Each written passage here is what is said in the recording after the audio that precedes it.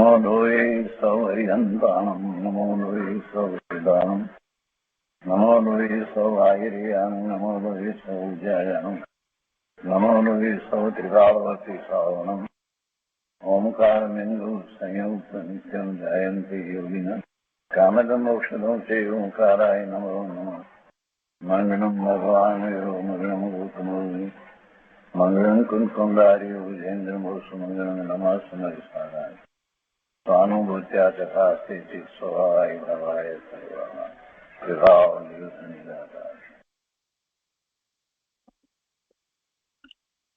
સ્વામી કાર્તિકેય અનુપ્રેક્ષા સુખચંદ્રાચાર્ય ભગવાનની ટીકા તથા પંડિત જયચંદજી શાબડાના ભાવાર્થ અને ટીકા સહિત આપણે સ્વામી કાર્તિકેય અનુપ્રેક્ષાનો સ્વાધ્યાય કરી રહ્યા છીએ અને એમાંથી પૂજ્ય ગુરુદેવ કાંજી સ્વામી ઘણું અધ્યાત્મ સમજાવી રહ્યા છે.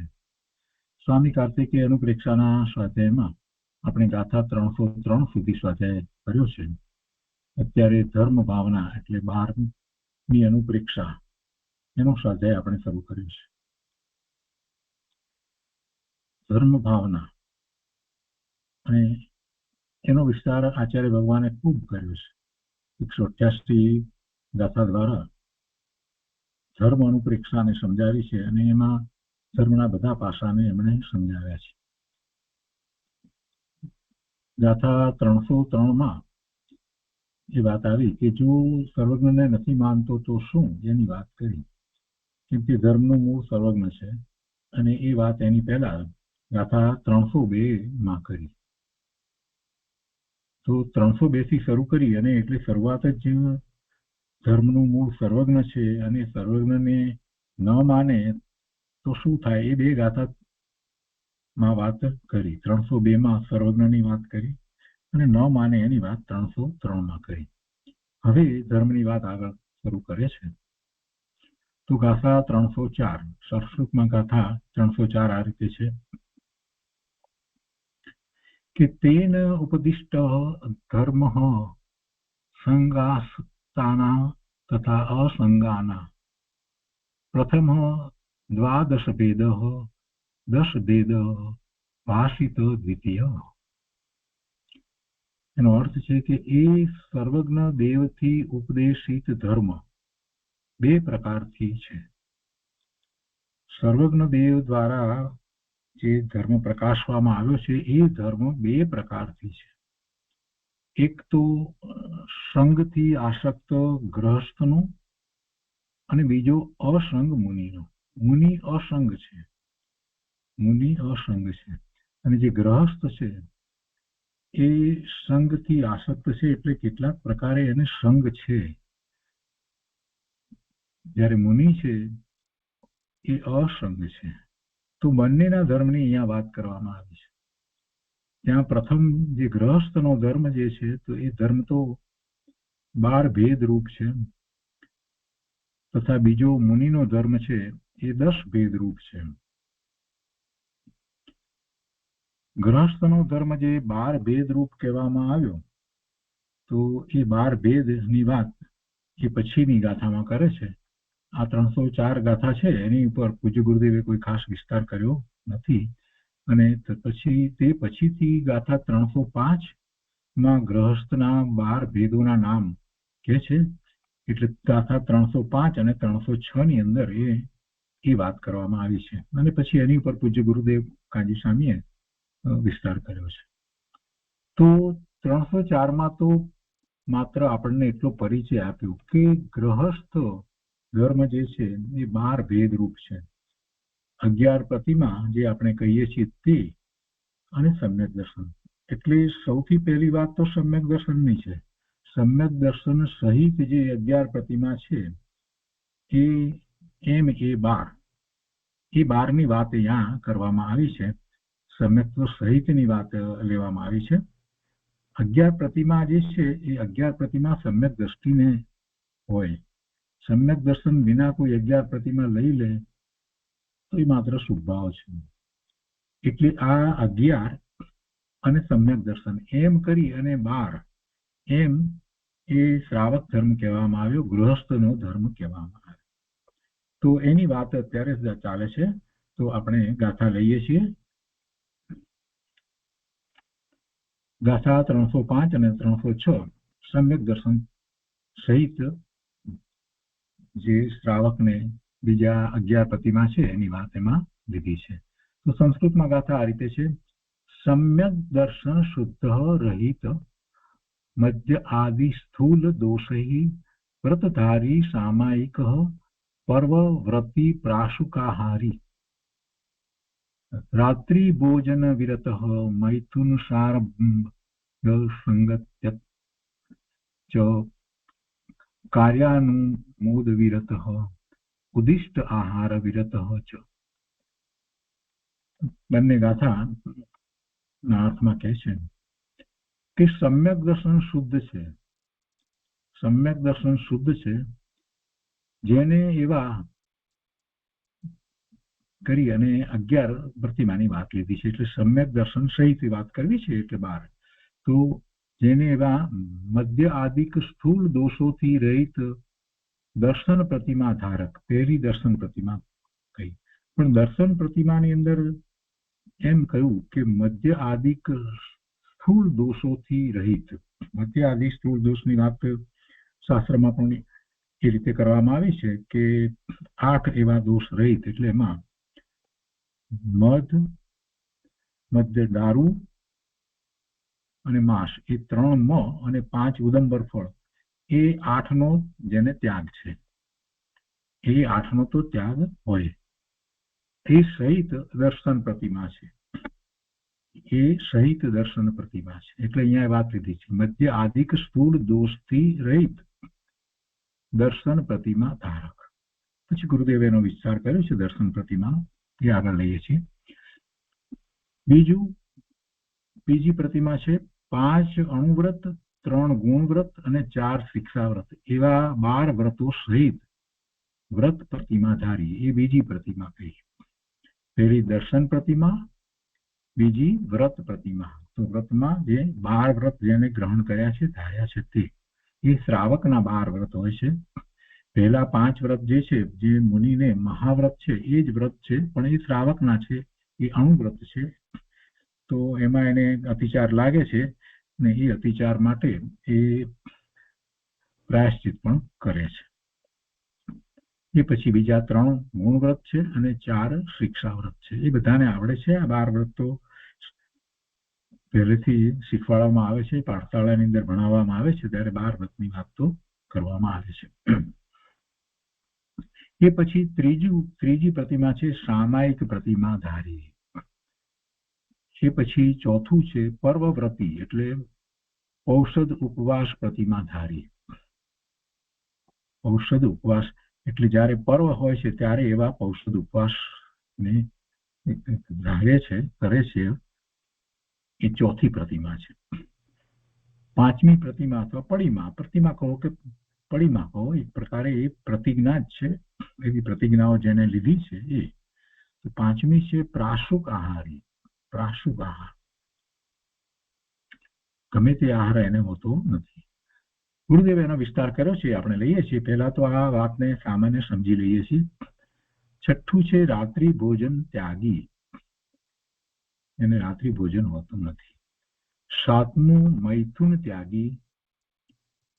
8મું આરંભ ત્યાગી, આરંભ સમારંભ ના એને ત્યાગ હોય. 9મું પરિગ્રહ ત્યાગી.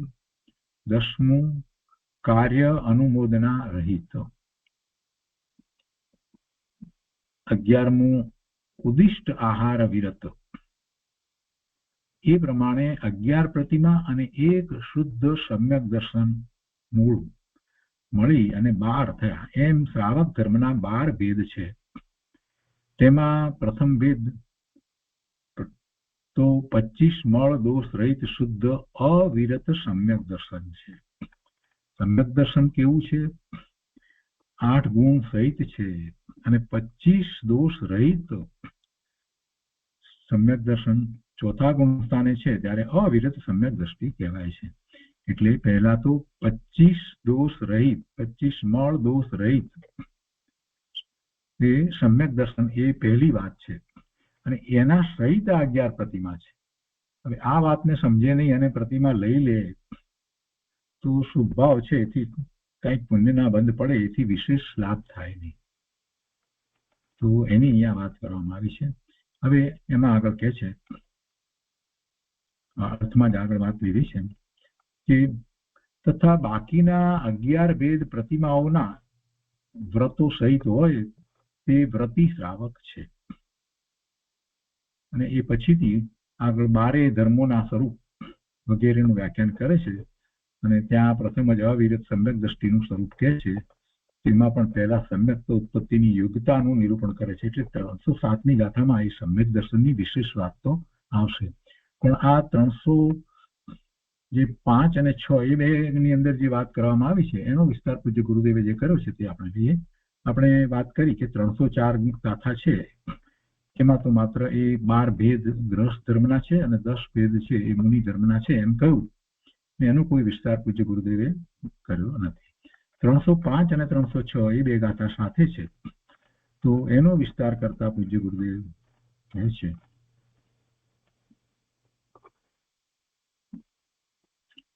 આપણે અર્થને ફરીથી વાંચીએ છીએ. સમ્યક દર્શન શુદ્ધ છે જેને એવા મધ્ય આદિક સ્થૂલ દોષોથી રહિત દર્શન પ્રતિમા ધારક, બીજું 5 અણુવ્રત, 3 ગુણવ્રત, 4 શિક્ષાવ્રત એવા 12 વ્રતો સહિત વ્રત પ્રતિમાધારી, ત્રીજું સામાયિક પ્રતિમાધારી, ચોથું પર્વવ્રતી ઔષધ ઉપવાસ પ્રતિમાધારી, 5મું પ્રાશુક આહારી, 6ઠું રાત્રિ ભોજન ત્યાગી, 7મું મૈથુન ત્યાગી, 8મું આરંભ ત્યાગી, 9મું પરિગ્રહ ત્યાગી, 10મું કાર્ય અનુમોદના રહિત અને 11મું ઉદિષ્ટ આહાર વિરત. એ પ્રમાણે 11 પ્રતિમા અને 1 શુદ્ધ સમ્યક દર્શન મૂળ મળી શ્રાવક ધર્મના 12 ભેદ છે. તેમાં પ્રથમ ભેદ તો 25 મળ દોષ રહિત શુદ્ધ અવિરત સમ્યક દર્શન છે. તથા બાકીના 11 ભેદ પ્રતિમાઓના એ વ્રતો સહિત હોય તે વ્રતી શ્રાવક છે. હવે આને આપણે ખ્યાલમાં રાખી અને ગુરુદેવનું પ્રવચન સમજીએ. ગુરુદેવ કહે છે કે જુઓ, સૌથી પહેલા તો શુદ્ધ સમ્યક દર્શન તે જ ગ્રહસ્થોનો ધર્મ છે. સમ્યક દર્શન વગર તો કોઈ પ્રકારનો ધર્મ હોતો નથી. સમ્યક દર્શનથી જ ધર્મની શરૂઆત થાય છે. એટલે સૌથી પહેલા તો શુદ્ધ સમ્યક દર્શન, શુદ્ધ સમ્યક દર્શન તે જ ગૃહસ્થનો ધર્મ છે. એ સિવાય ધર્મની શરૂઆત જ નથી. કોઈ ધર્મ છે જ નહીં. ત્યાં સુધી જે કંઈ છે તે શુભભાવ હોય પણ ધર્મ કહેવાય નહીં. ધર્મ એને કહેવાય કે જે મુક્તિનું કારણ બને.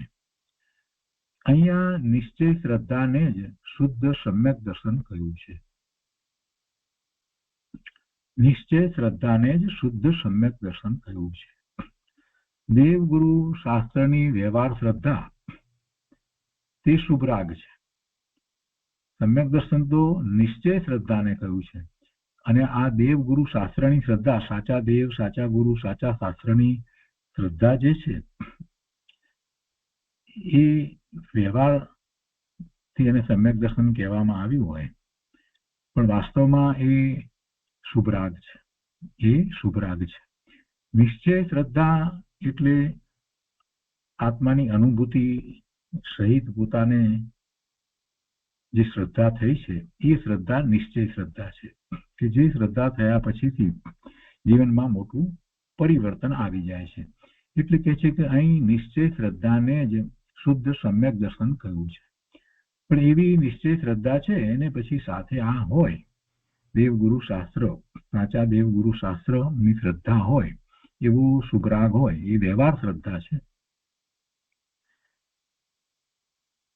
તે ખરેખર શુદ્ધ સમ્યક દર્શન નથી. એટલે એવી કોઈને વ્યવહાર શ્રદ્ધા હોય, સાચા દેવગુરુ શાસ્ત્રની શ્રદ્ધા હોય, બરાબર પાકી શ્રદ્ધા હોય તો પણ એ શુદ્ધ સમ્યક દર્શન નથી. તત્વ નિર્ણયની વાત કરતા પંડિત ટોડરમલજીએ પણ એ વાત લીધી કે કોઈને આમ જ તત્વ નિર્ણય હોય અને સાચા દેવગુરુ શાસ્ત્રને માનતો હોય તો એને સંકિત કહેવાય કે ના કહેવાય? તો કહે છે કે એ સંકિત ના કહેવાય. આત્માની અનુભૂતિની વાત એમણે બહુ વધારે નથી કરી, પણ એવો તત્વ નિર્ણય એટલે આત્માનો નિર્ણય જ્યાં સુધી થયો નથી ત્યાં સુધી એ શ્રદ્ધા જે છે એ વ્યવહાર શ્રદ્ધા કહેવાય, શુભ ભાવ કહેવાય. એટલે તે ખરેખર શુદ્ધ સમ્યક દર્શન નથી. તેથી અહીં શુદ્ધ સમ્યક દર્શન કહી અને શુદ્ધ આત્માની શ્રદ્ધારૂપ નિશ્ચય સમ્યક દર્શનની વાત લીધી છે. સંપ્રદાયમાં હજી કેટલાક લોકોને બહુ અભ્યાસ નથી અને સામાન્ય વાત કરે છે કે જો શાસ્ત્રમાં કહ્યું છે કે સાચા દેવ ગુરુ શાસ્ત્રની શ્રદ્ધા એટલે સમ્યક દર્શન. એ તો આપણને છે, એટલે હવે આપણે ચારિત્ર અંગીકાર કરવું જોઈએ. અને એમ કેટલાક લોકો એ રીતે દીક્ષા લે છે, પણ નિશ્ચય સમ્યક દર્શનના સ્વરૂપ વિશે વધારે ઊંડાણથી અભ્યાસ કરતા નથી. એને માટેનો પુરુષાર્થ કર્યા વિના સાચા દેવગુરુ શાસ્ત્રની શ્રદ્ધા છે એટલે દીક્ષા લઈ લે છે. ઠીક છે, દીક્ષા લઈ લે છે એનો વાંધો નથી, પણ એ વાતને મુખ્ય કરવી જોઈએ કે હજી નિશ્ચય સમ્યક દર્શન એટલે પોતાના આત્માની અનુભૂતિ સહિતની શ્રદ્ધા નથી થઈ ત્યાં સુધીની જે કાંઈ શ્રદ્ધા છે એ માત્ર વિકલ્પ રૂપ છે, શુભભાવ રૂપ છે.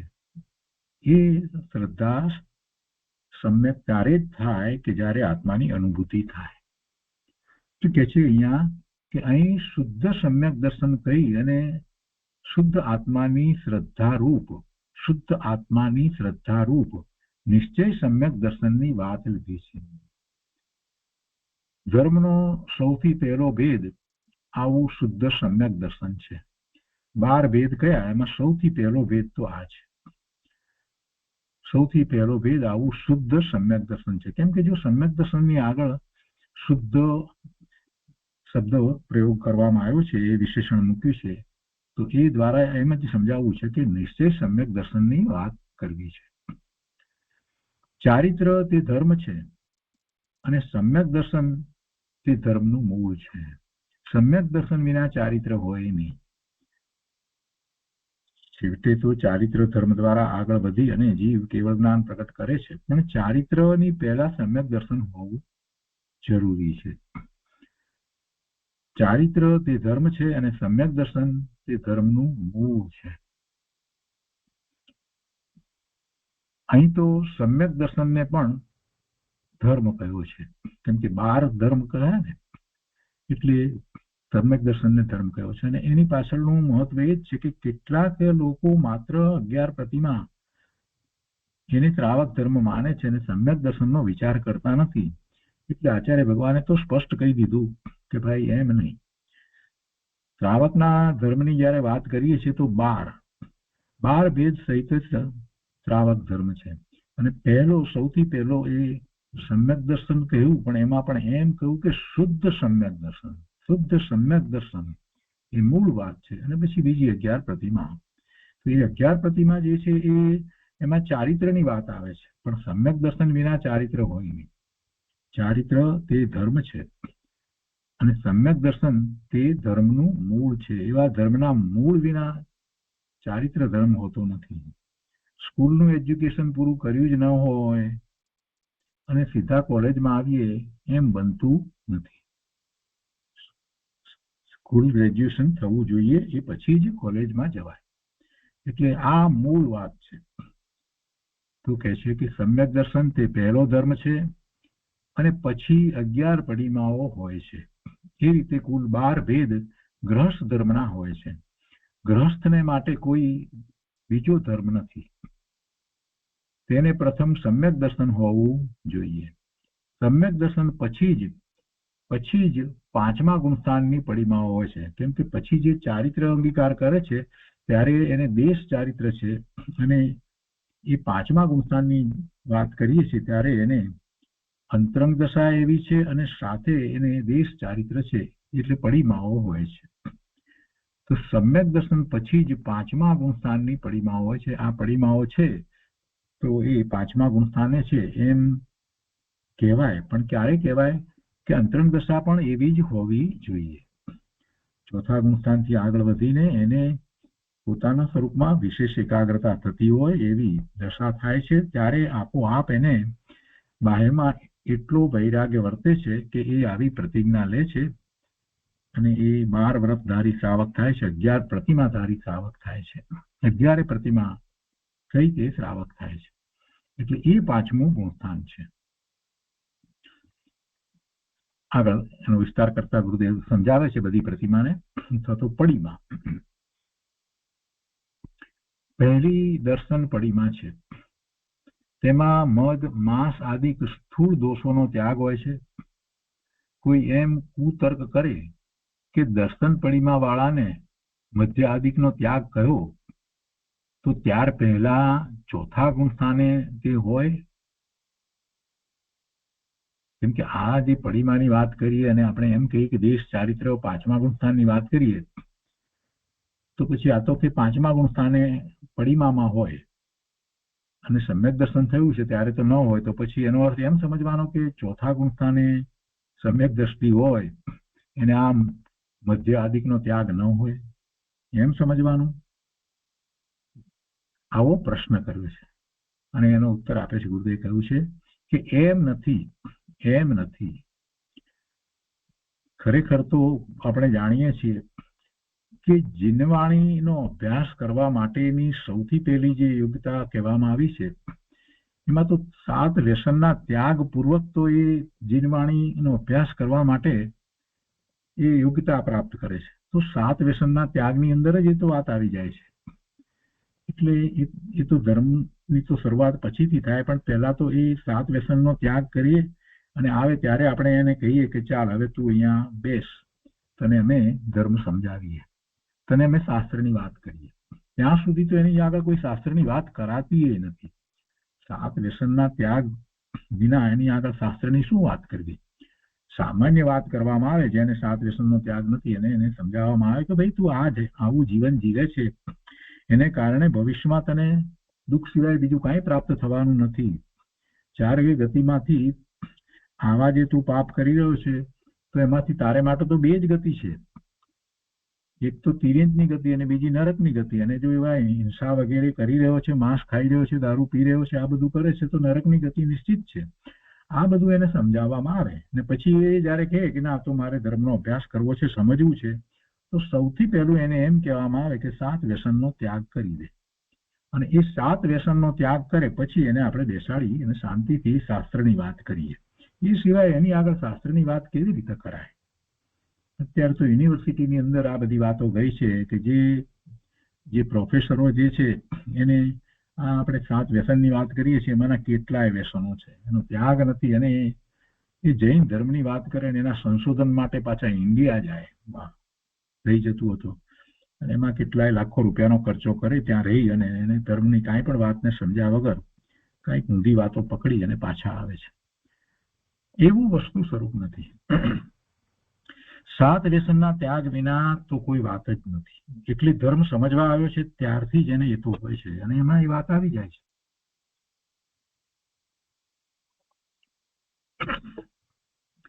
અને પછી જયારે સમ્યક દર્શન પ્રગટ કરે છે ત્યારે તો એને એ બધી વસ્તુનો તો ત્યાગ છે જ. એટલે ગુરુદેવ એ વાત અહીંયા સમજાવે છે કે ભાઈ એમ નથી કે ચોથા ગુણસ્થાનની અંદર આ મધ્યાદિકનો ત્યાગ ન હોય એવી વાત નથી. ચોથા ગુણસ્થાને પણ મદ માંસ વગેરે ના ભક્ષણનો ભાવ હોય નહીં, એવો ભાવ પણ હોય નહીં. ત્યાગ તો બરાબર એનો એવો ભાવ અંદરમાં, અરે ભાવ એટલે એની અનુમોદના ન હોય, એની અનુમોદના પણ ન હોય કે ભલે નહીં ખાતું આપણે શું છે એમ ન હોય. ચોથા ગુણસ્થાનની દશામાં જેને આત્માની અનુભૂતિ થઈ અને સમ્યક દર્શન થયું એ એમ ક્યારેય બોલે નહીં કે એ બે એનું જાણે, એ ખાય તો ખાય આપણે શું, એવું એ બોલે નહીં. એવી અનુમોદના કરે એની અંદરમાં એવો એને વિકલ્પ ઉઠે નહીં, એવો ભાવ જ હોય નહીં. ચોથા ગુણસ્થાને આવે ત્યારે તો કેવી વાત છે. એટલે જે ચોથા ગુણસ્થાને આવ્યો નથી અને સમ્યક તો સન્મુખ થયો છે એને પણ એમ જ હોય. એ તો પહેલેથી જ એ વાત તો છે. ચોથા ગુણસ્થાને રહેલા પણ પાત્ર જીવને મદ માંસ આદિનો ભાવ હોય નહીં. પુરુષાર્થ સિદ્ધિ ઉપાયમાં કહ્યું છે કે મદ માંસ આદિનો જેને ત્યાગ નથી તે જીવ તો દેશનાને પણ પાત્ર નથી. જો વાત આવી ને દેશના, ભગવાનની દેશના એ જ જીનવાણી છે અને એ જીનવાણીમાંથી આ શાસ્ત્રોની રચના થઈ છે. જેને આ મદ માંસ આદિનો જેને ત્યાગ નથી તે જીવ તો દેશનાને પણ પાત્ર નથી. પણ ચોથા ગુણસ્થાન સુધી હજી કોઈ સૂક્ષ્મ અતિચાર લાગી જાય છે. ચોથા ગુણસ્થાને આવે ત્યાં સુધી એને કંઈક કોઈક રીતે સૂક્ષ્મ અતિચાર લાગી જાય છે. અને દર્શન પડીમાં વાળા શ્રાવકને તો નિરઅતિચારપણે મધ્ય માંસ આદિનો ત્યાગ હોય છે. માંસ આદિનો સીધો ખોરાક તો સમ્યક દ્રષ્ટિને હોય જ નહીં, પ્રશ્ન જ નથી થતો, તો હોય જ નહીં. ત્રસ હિંસા ન થાય એને માટે તો સમ્યક દર્શન થયા પહેલા જ એ જીવ ખૂબ જાગૃત હોય છે. ત્રસ હિંસા ન થાય, સામાન્ય નાના નાના જીવોની પણ હિંસા ન થાય. તો પછી એને આ મધ અને માંસ આદિની વાત કરીએ તો એ તો ક્યાંથી હોય? કેમ કે મધનો વિચાર કે મધ્ય એટલે તો દારૂ. તો દારૂમાં તો આપણે જાણીએ છીએ કે ફર્મેન્ટેશન થાય છે, કેટલાય જીવો એના ઘાત થાય છે, એક વાત છે. અને દારૂની અંદર બીજી વાત જે છે તો એ પોતે ભાન ગુમાવે છે. જે આપણે જ્ઞાનાવરણીય અને દર્શનાવરણીયની વાત કરી છે, દર્શનાવરણીય દર્શન એટલે પોતાનું ભાન, પોતે જે છે એનું ભાન એને રહેતું નથી, એટલે ઇફોરિયામાં આવે છે. તો એ તો પોતે પોતાના સ્વભાવ ભાવનો વિશેષતાથી પાછો એમાં ઘાત કરે છે, અને પછી એમાં તો કાંઈ એને ભાન રહેતું નથી અને એક પ્રકારે પાપમાં પ્રવર્તે. એટલે એ દારૂની તો વાત જ બાજુ પર મૂકીએ, પણ મધની વાત છે એ કેટલાકને સમજવા જેવી છે. કેટલાક લોકો હજી પાણીયાને ઘેરે જન્મ્યા હોય અને એમ પૂજા કરતા હોય ને પાછા કે ભાઈ અમે તો કે વૈદરાજે કહ્યું છે એટલા માટે અમે એમ દવા તરીકે મધનો ઉપયોગ કરીએ છીએ. ભાઈ દવા તરીકે મધનો ઉપયોગ કરવાની કાંઈ તારે જરૂર છે જ નહીં. મધ જે રીતે બને છે એમાં તો કેટલી બધી હિંસા છે, કેટલી બધી ત્રસ હિંસા છે. મધમાખીઓ વિકટું કરે છે ને એમાંથી મધ કાઢવામાં આવે છે, કેટલી બધી હિંસા છે. એ મધપુડાની અંદર માખીઓને ઉડાડે અને એમાં હિંસા થાય, એના કરતા વિશેષ હિંસા તો એની અંદર એના મીંડા હોય છે, જેની અંદર જીવો હોય છે મધપુડાની અંદર. એટલે એ બધા જીવોની હિંસા થાય ત્યારે થોડાક ટીપા મધ મળે, તો એ મધ એનો તો ત્યાગ જ હોય, એનો તો વિકલ્પ ના આવવો જોઈએ કે મધ. તો કે છે કે નિરઅતિચારપણે શ્રાવકને તો નિરઅતિચારપણે મધ માંસ આદિનો ત્યાગ હોય છે. માંસ આદિનો સીધો ખોરાક તો સમ્યક દ્રષ્ટિને હોય જ નહીં. અને પાંચમા ગુણસ્થાને તો એ કસાય ચોકડીનો નાશ થઈ ગયો છે.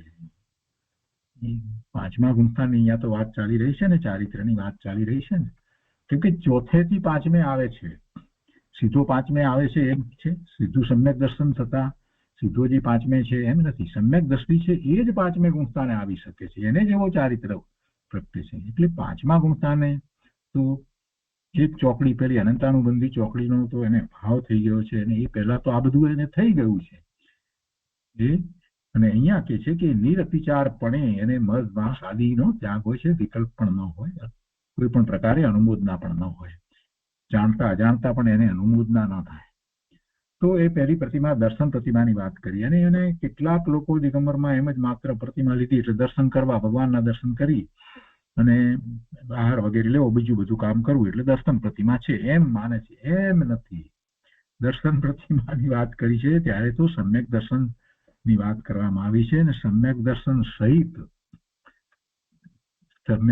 સહિત આ મધ માંસ આદિ વગેરે જે છે એનો ત્યાગ છે, એ 8 નો ત્યાગ કરવામાં આવ્યો હોય એની વાત કરવામાં આવી છે. અને એવા સમ્યક દ્રષ્ટિને જ્યારે પોતાના આત્માનું સતત ભાન રહેતું હોય તો એને સતત પ્રભુના દર્શન વગેરે તો સહજ હોય જ.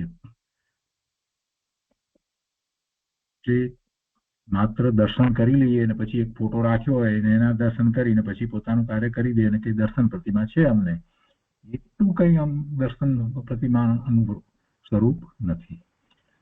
હવે બીજી પ્રતિમાની વાત કરે છે, વ્રત પડીમાં. બીજી વ્રત પડીમાં છે, ત્યાં સ્વભાવના આશ્રય શુદ્ધતા વધતા ઘણો રાગ મંદ થઈ જાય છે. અંતરંગ વિચાર કરવાનો છે ને, એમને બહાર પ્રતિમા થોડી છે. કે છે કે સ્વભાવના આશ્રય શુદ્ધતા વધતા રાગ છે તે ઘણો મંદ થઈ જાય છે, દ્રવ્યના આશ્રય શુદ્ધતા વધે છે, તે અનુસાર પડીમાં હોય છે. તો પાંચમા ગુણ સ્થાનમાં શુદ્ધતાના પણ અસંખ્ય પ્રકાર પડે છે, સૂક્ષ્મતાએ અનંત પ્રકાર પડે છે, પણ તે બધી શુદ્ધતા અંતરમાં દ્રવ્યના અવલંબને છે. શુદ્ધિની વૃદ્ધિ થાય છે, પાંચમા ગુણ સ્થાને નિજરા થાય છે, તો એના ઘણા પ્રકાર પડે છે, શુદ્ધતાના ઘણા પ્રકાર પડે છે, અને એ બધા પ્રકાર શુદ્ધતાના પોતાનું શુદ્ધ સ્વરૂપ છે, પોતાનું શુદ્ધ દ્રવ્ય છે, એના અવલંબને છે. બહારમાં જે કંઈ વ્રત વગેરે લે છે એને કારણે એ શુદ્ધતા વધે છે એમ નથી. એ વાતને ગુરુદેવે સ્પષ્ટ કરી. પછી કે પાંચમા ગુણસ્થાને પડીમાં હોય છે, તો તેમાં બીજી વ્રત પડીમાં છે, તો ત્યાં 12 વ્રત હોય છે, જેને આપણે શ્રાવકના 12 વ્રત કહીએ છીએ, એવા 12 વ્રત ત્યાં એને હોય છે. અને એ 5 અણુ વ્રત છે, 3 ગુણ વ્રત છે અને 4 શિક્ષા વ્રત છે. એ પછી ત્રીજી સામાયિક પડીમાં છે, તો શ્રાવક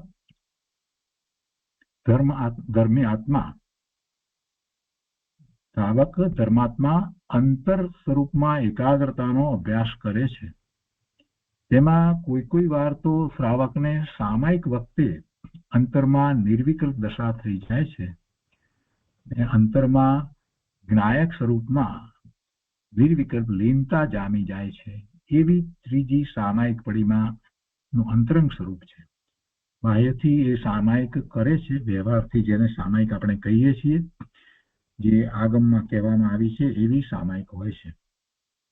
અને એવી સામાયિક કરે છે, તો એવી સામાયિકમાં જ્યારે કૌશક કરે છે તો કૌશકની અંદર એવા ધ્યાનમાં ઉતરી જાય છે, અંતરમાં અને નિર્વિકલ્પ દશા થઈ જાય એવું થાય છે. આ તો સમ્યક દ્રષ્ટિ છે, અને સમ્યક દ્રષ્ટિની સામાયિક ને એમાં પણ એ કૌશક કરે છે તો નિર્વિકલ્પ થાય છે, તો એમાં તો એ ઘણી શુદ્ધિની વૃદ્ધિ કરે છે, એટલે સાચું સામાયિક જે છે એ શ્રાવકને છે, જેને સમ્યક દર્શન થયું છે એને જ સાચું સામાયિક હોય છે. અંતરમાં જ્ઞાયક સ્વરૂપમાં નિર્વિકલ્પે લીનતા જામી જાય એવું સામાયિક શ્રાવકને હોય છે, સમ્યક દ્રષ્ટિને હોય છે. પાંચમા ગુણસ્થાનની દશાની અંદર એવું સામાયિક હોય છે. આગળ કહે છે કે ચોથી પૌષદ ઉપવાસ પડીમાં, તેમાં સ્વભાવના આશ્રયે વિશેષ શુદ્ધતા પ્રગટી છે. કેમ કે પાંચમા ગુણસ્થાનની દશામાં છે, તો એ સ્વભાવના ભાવે થવાનો વારંવાર પ્રયત્ન કરે છે. પોતે જેવો જ્ઞાન આનંદ સ્વભાવી છે એવો અનુભવ કર્યો છે, તો એવા સ્વભાવ ભાવે થવા માટેનો પ્રયત્ન કરતો જ હોય છે. અને નિર્વિકલ્પ દશા એને ક્યારેક એવી રીતે થાય છે. તો એમાં નિર્વિકલ્પ દશાની અંદર વિશેષ પ્રકારે એ શુદ્ધિ કરી રહ્યો છે, એટલે એવી શુદ્ધતા એને પ્રગટે છે. ક્રમે એમાં શુદ્ધતાનો વધારો થાય છે, અશુદ્ધિ ઘટતી જાય છે. તો તેમાં સ્વભાવના આશ્રય વિશેષ શુદ્ધતા પ્રગટી છે. જેમ જેમ પડીમાં વધે છે તેમ સ્વભાવનો અનુભવ વધતો જાય છે. કેમ કે પડીમાનું સ્વરૂપ બાહ્ય અને અંતરંગ બંને રીતે સમજવાનું છે. માત્ર બાહ્ય આચરણ એટલું પડીમાનું સ્વરૂપ નથી. એટલે ગુરુદેવ કહે છે કે જેમ જેમ પડીમાં વધે છે તેમ સ્વભાવનો અનુભવ વધતો જાય છે. સ્વભાવનો આશ્રય જે છે અને એનો કાળ જે છે એ વધતો જાય છે. દ્રષ્ટિમાં તો સ્વભાવ જ છે, દ્રષ્ટિમાં તો પોતાનું શુદ્ધ સ્વરૂપ જ છે, અને પ્રત્યાખ્યાના વર્ણનો અનુભાગ ઘટતો જાય છે. સ્વભાવનો અનુભવ વધતો જાય છે અને પ્રત્યાખ્યાના વર્ણનો અનુભાગ ઘટતો જાય છે. પાંચમા ગુણસ્થાનની દશા છે ને, એટલે અપ્રત્યાખ્યાના વર્ણીય જે છે એનો તો એને હવે અભાવ છે. અપ્રત્યાખ્યાના વર્ણીય એટલે ચારિત્ર મોહનીય કર્મની બીજી ચોકડી, એના ક્રોધ માન માયા લોભ અને એવા 9 પ્રકારના 9 કષાયો, એના નિમિત્ત કારણ રૂપ જે કર્મ છે એના તો એને ક્ષયોક્ષમ થયો હોય, એ જીવ આગળ વધે છે. તો હવે એને શું થાય છે? હવે જે પ્રત્યાખ્યાનાવરણ જે છે એનો અનુભાગ ઘટતો જાય છે. અને જ્યારે એ પણ પ્રત્યાખ્યાનાવરણીય જે છે એનો અનુભાગ એટલે એની એ કર્મનો ઉદય જે છે એ જે પ્રકારે ફળ આપે એ અનુભાગ એ હવે જયારે ઘટતો જાય ને એ પણ જયારે ઘટી જાય છે ત્યાર પછી તો મુનિ દીક્ષા ગ્રહણ કરે છે. એટલે ત્યારે તો એને પ્રત્યાખ્યાનાવરણીયનો પણ અભાવ થઈ જાય છે. એટલે 3 ચોકડીનો અભાવ થઈ જાય છે. અહીંયા 5મા ગુણસ્થાનમાં એ શરૂ થઈ જાય છે. પ્રત્યાખ્યાનાવરણનો અનુભાગ ઘટતો જાય છે. જેમ જેમ ચૈતન્યનો અનુભવ વધતો જાય છે તેમ તેમ જડનો અનુભાગ ઘટતો જાય છે. જડ એટલે કર્મ. આવો નિમિત્ત નૈમિત્તિક સંબંધ છે. અને 5મા ગુણસ્થાને અનંતાનુબંધી તેમજ અપ્રત્યાખ્યાનાવરણીય કષાયનો તો અભાવ જ છે. અને હવે આના પછીની ચોકડી જે પ્રત્યાખ્યાનાવરણીય ચારિત્ર મોહનીય કર્મની ચોકડી જે છે એનો હવે અનુભાગ ઘટતો જાય છે. જેમ જેમ શુદ્ધતા વધતી જાય છે તેમ તેમ પ્રત્યાખ્યાનાવરણીય કષાય પણ ઘટતો જાય છે. એટલે આ દ્વારા સમજાવવું એ છે કે આપોઆપ એ રીતે એ કષાયો જે છે એ ઘટતા જાય છે, મંદ થતા જાય છે. એ કેવી રીતે થાય છે આપોઆપ? એટલે જેમ જેમ જેમ જેમ એ વધારે ને વધારે સ્વરૂપ તરફ વળતો જાય છે, સ્વભાવનો અનુભવ વધતો જાય છે, તેમ તેમ એ કષાયો ઘટતા જાય છે. કોઈને કહી દઈએ કે ભાઈ તું કષાય નહીં કરતો, ક્રોધ માન માયા લોભ જે છે કષાય છે તું નહીં કરતો, તો એ નહીં કરે એમ બની શકતું નથી. એ ક્યાં ઉભો રહેશે? એનો ઉપયોગ ક્યાં રહેવાનો છે? એટલે બધી વાતનો વિચાર કરીએ તો એ માટે ઉપયોગ જેટલો સ્વ તરફ વળે એટલા કષાયો મંદ પડે, એટલા કષાયો ઘટતા જાય. આ રતે છે સામાયિક હંમેશા હોય છે. ઔષધ ઉપવાસ પર્વ તિથિએ હોય છે. આ સામાયિકની વાત લીધી ને, સામાયિક હંમેશા હોય છે અને ઔષધ ઉપવાસ પર્વ તિથિએ હોય છે. અને છેવટે સંસારો હોય છે. એટલે 5મું ગુણસ્થાન આવ્યા વિના ખરેખર સંસારો થઈ શકતો નથી. 5મા ગુણસ્થાનમાં જે આગળ એવો વધ્યો છે એ સંસારો કરી શકે, પણ બાકી સંસારો હોતો નથી. વ્રતની અંદર પણ આપણે જોઈએ છીએ 12 વ્રત પછી તે સંસારાની સંલેખણાની વાત આવે છે. હવે સંસારો સંલેખણા અને તેને સમાધિ મરણ એ બેની વાત કોઈ પંડિતજીએ ભેગી કરી નાખી છે, પણ વસ્તુ સ્વરૂપે એમ નથી. ચોથા ગુણસ્થાનની દશા હોય એને વ્રત વગેરે આ રીતે પડીમાં અંગીકાર ન કર્યા હોય તો પણ એને સમાધિ મરણ તો થાય. સમાધિ મરણ એટલે સંસારો હોય તો જ થાય એમ નથી. પંડિતજીએ એ રીતે વાત આખી લીધી છે અને એવો અહીંયા કંઈક સ્વાધ્યાય ચાલતો હતો ત્યારે મેં સ્પષ્ટતા કરી હતી કે ભાઈ એમ નથી. સમાધિ મરણ તો સમ્યક દ્રષ્ટિને થાય. સંસારો જે કરે છે એને સમાધિ મરણ થાય છે. એટલે એમાં પણ જેને 5મા ગુણસ્થાનની દશા કે એનાથી ઉપરની દશા હોય એને ખરેખર એવો સંસારો હોય છે, સંલેખણા હોય છે. અને એમાં એ વાત કરી કે મરણ સમયે એટલે મરણ સમયે સંસારો કરે એવું નથી હોતું. મુનિઓને તો જયારે એમને એમ લાગે છે કે બસ હવે કોઈક રીતે હવે એવું લાગે છે, ગુરુદેવે વાત કરી છે કે પોતે આ ચારિત્ર જે છે ઉત્કૃષ્ટ ચારિત્ર જે છે એ હવે એ રીતે નથી પાળી શકતા તો સંસારો કરી લે છે. એટલી સુધી વાત ગુરુદેવે તો કરી છે. એવું નથી કે મરણના સમયે જ સંસારો કરે. મુનિની તો વાત આખી અદભુત છે. પૂરી સંલેખણાની વાત છે. અહીંયા 5મા ગુણસ્થાનમાં આગળ ઉત્કૃષ્ટ દશા 5મા ગુણસ્થાનમાં હોય એને એ રીતે સંસારો પણ હોય છે. એ વાત ગુરુદેવે અહીંયા લીધી છે. આગળ કહે છે કે આ રીતે શ્રાવકને ચૈતન્યના અનુભવનો અભ્યાસ હોય છે. વ્રત અને પડીમાં તે તો અંતર સ્વભાવની શુદ્ધતાના પ્રકારો છે. તેને બદલે અજ્ઞાનીઓ શુદ્ધિને ભૂલીને બહારના ત્યાગમાં અને રાગમાં જ પડીમાં વગેરે માની બેઠા છે. અજ્ઞાનીઓ શુદ્ધિને ભૂલીને બહારના ત્યાગમાં અને રાગમાં જ પડીમાં વગેરે માની બેઠા છે. અને પછી ગુરુદેવ પેલું ઉદાહરણ આપે છે કે જેમ એક બાઈ ચોખા ખાંડતી હતી, ત્યાં ચોખા નીચે હતા અને ઉપર પોતરા દેખાતા હતા, તો તે જોઈ અને બીજી મૂર્ખી બાઈએ વિચાર્યું કે આ બાઈ પોતરા ખાંડતી લાગે છે, તો એમ જાણીને પોતે પણ ઘેર જઈને પોતરા ખાંડવા બેઠી. તેમ ધર્મી જીવને તો અંતર સ્વભાવની દ્રષ્ટિપૂર્વક આ ભક્તિ વગેરેનો ભાવ આવે છે અને બાહ્યમાં આ રીતે આચરણ બધું હોય છે ધર્મીને. તો એને જોઈ અને કોઈક સમ્યક દર્શન પણ નથી, મિથ્યા દ્રષ્ટિ છે, એ પણ એમ માને કે અમે પણ આ રીતે પ્રતિમા લઈ લીધી છે, અમે આ રીતે પડીમાં લઈ લીધી છે, અમારી દશા પાંચમા ગુણસ્થાનની છે, તો એ વાત બરાબર નથી. ગુરુદેવ કહે છે કે ભગવાનનો જન્મ થતા ઇન્દ્રો આવી અને ભક્તિથી તાંડવ નૃત્ય કરે છે, પણ તે વખતે અંતર સ્વભાવમાં દ્રષ્ટિ પડી છે. ઇન્દ્રને અંતરંગ દશા જોઈએ તો સમ્યક દ્રષ્ટિ છે, સમ્યક દર્શન સહિત છે, અને પછી એ નાચે. ભગવાનનો જન્મ થતા ઇન્દ્રો અને દેવો આવી અને ભક્તિથી તાંડવ નૃત્ય કરે છે, પણ તે વખતે અંતર સ્વભાવમાં દ્રષ્ટિ પડી છે. તો ત્યાં અજ્ઞાની એકલી બહારની ક્રિયાને અને રાગને દેખે છે અને પોતે ભક્તિ કરીને એ પ્રમાણે નાચે, જેમ કે અમે પણ ભક્તિથી નાચીએ છીએ, ઇન્દ્રો નાચે છે એમ, અને એ માને કે અમને પણ ધર્મ છે. ગુરુદેવ કહે છે કે ભાઈ પણ અંદરનું તો એને ભાન નથી, અંદર એને ક્યાં સમ્યક દર્શન છે, અંદરનું તો એને ભાન નથી, આત્માનું તો ભાન નથી. જ્ઞાનીને તો અંદરની દ્રષ્ટિ પડી છે, તેને લીધે ધર્મ થાય છે.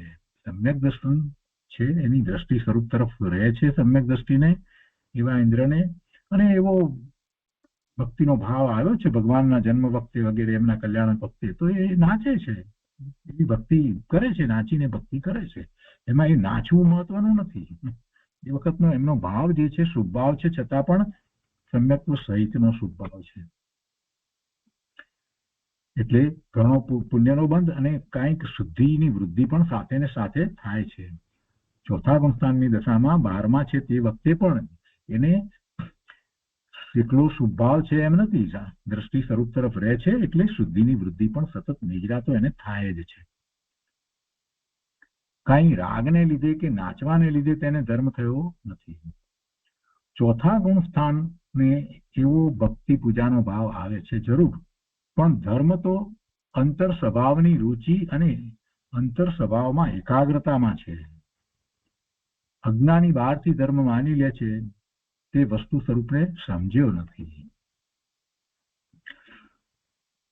હવે પાંચમી પડીમાં પ્રાશુક આહાર છે, એટલે કે ત્યાં સચિત આહારનો ભાવ હોતો નથી.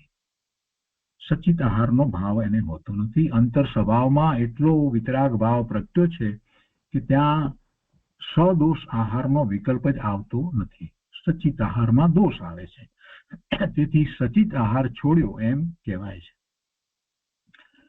પ્રાશુક આહારી એમ કહેવામાં આવે ત્યારે એમ અહીંયા પાંચમી પડીમાં એમ કહેવામાં, તો એ આહાર કરવા ઉપર વજન નથી, આહાર કરવો એમ નહીં, પણ જે આહાર હોય એ પ્રાશુક હોય એમ કહેવાનું. એટલે સચિત આહાર ન હોય, સચિત આહારનો ભાવ તેને હોતો નથી એમ બતાવવું છે. ગૃહસ્થના ધર્મ અપેક્ષાએ આ સચિત ત્યાગ પ્રતિમા તે છઠ્ઠો ધર્મ છે.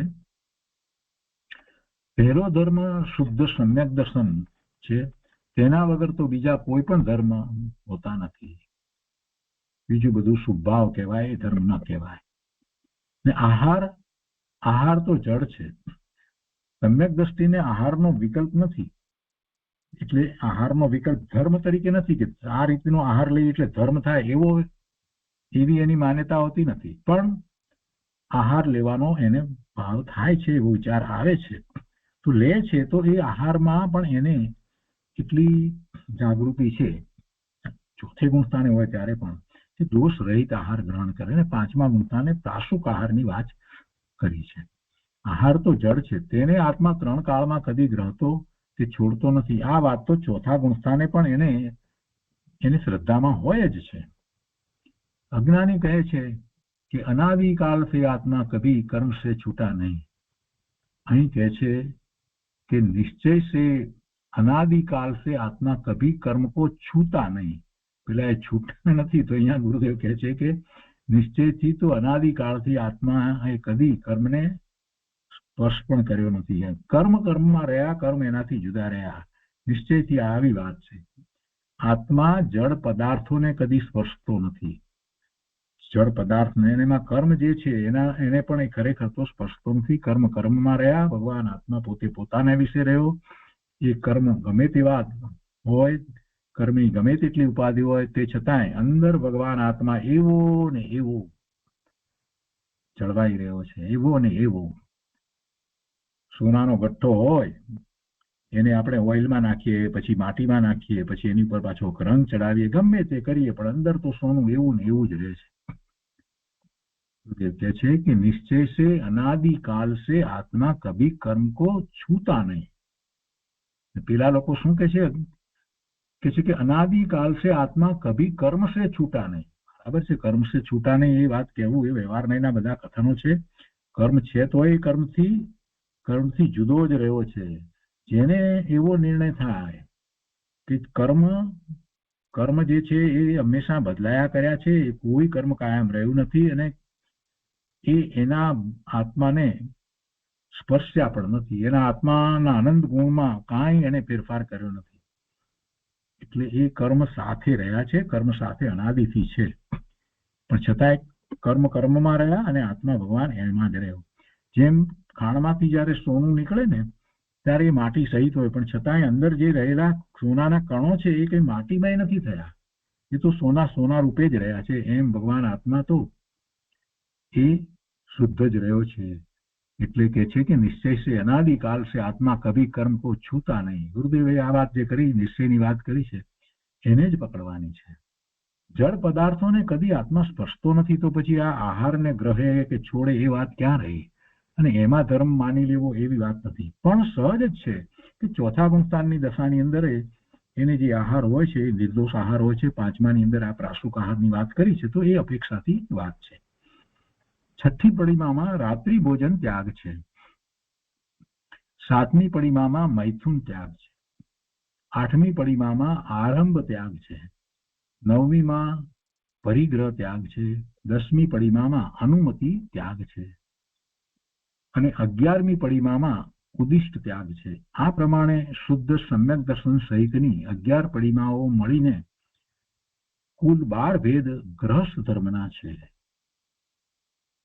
જો આ બધા ભેદો અંતર સ્વભાવના અવલંબને શુદ્ધતાપૂર્વકના છે, એકલી બહારની વાત નથી. ગુરુદેવ કહે છે કે આ બધા ભેદો અંતર સ્વભાવના અવલંબને શુદ્ધતાપૂર્વકના છે. જેમ જેમ શુદ્ધતા વધતી જાય છે તેમ તેમ આ રીતે એની પડીમાઓ વધતી જાય છે. સ્વભાવના ભાન વિના એકલો શુભરાગ કરે તેને કઈ પડીમા ન કહેવાય.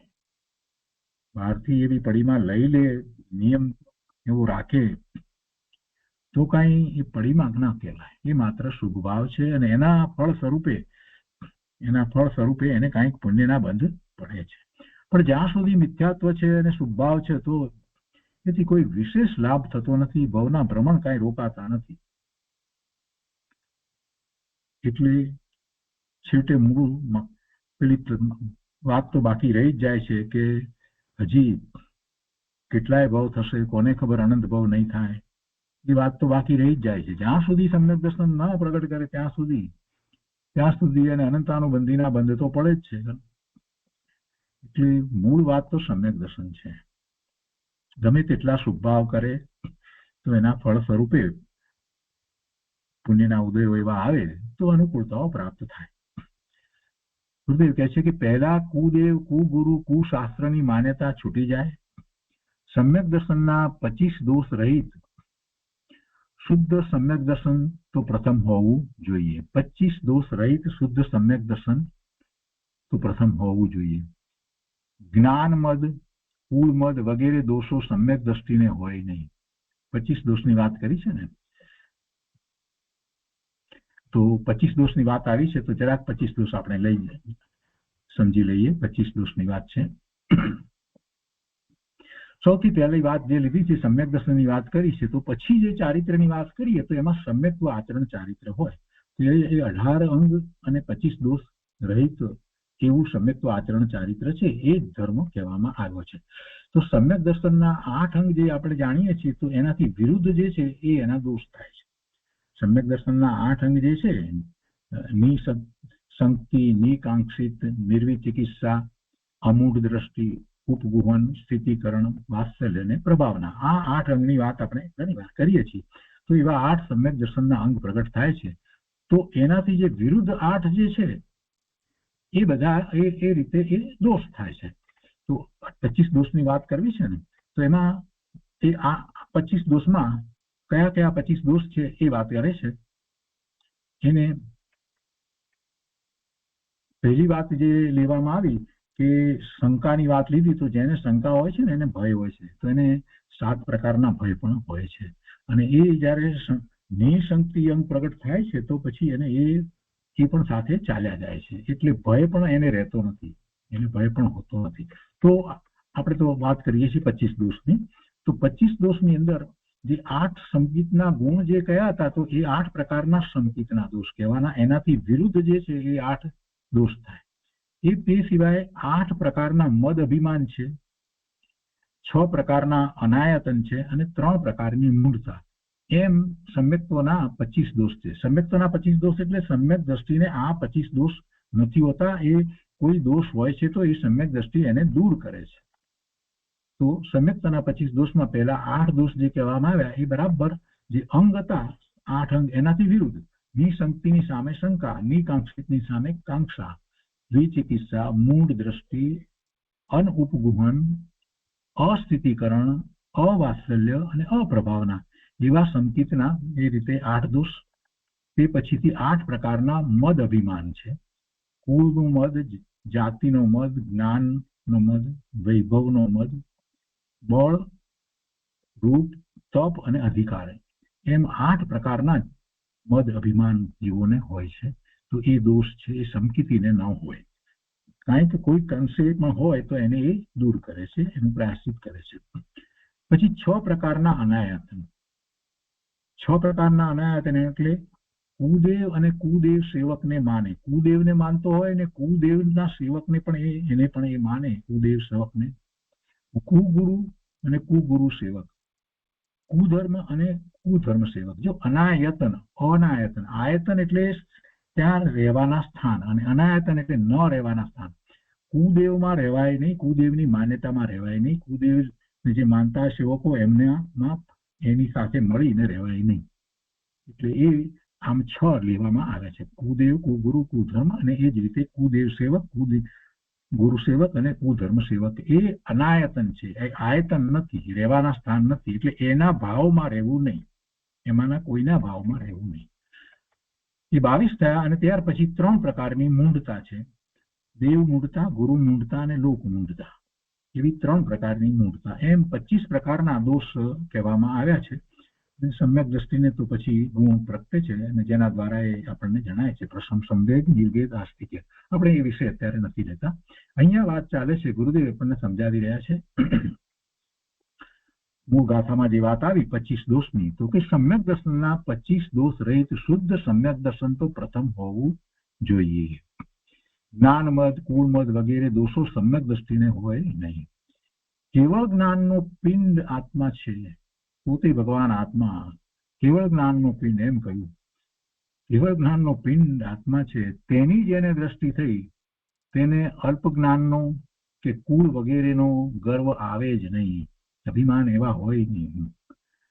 અંતર સ્વભાવમાં ચૈતન્યના નિધાન દેખ્યા હોય તે જીવ બહારના પદાર્થોથી પોતાની મોટાઈ માનતો નથી.